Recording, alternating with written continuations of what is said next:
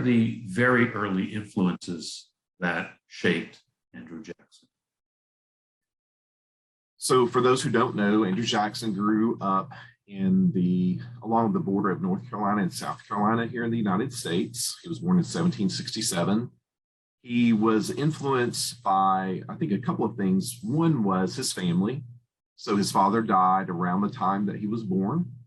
His mother and two older brothers died during Jackson's early life. And so I think Jackson's family, and in reality, the lack of his family by the time he was an early teenager, created within him this desire in the future to create his own family artificially. And that came through marriage, that came through kinship networks that he developed.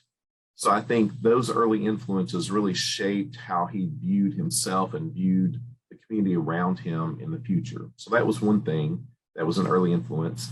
I think a second early influence was the fact that growing up in this Waxhaws region on the Carolina border, it was an area that had been racked by violence between white settlers and Native Americans. It was an area that was part of the American Revolution. Jackson himself witnessed battles and conflicts that took place in the area.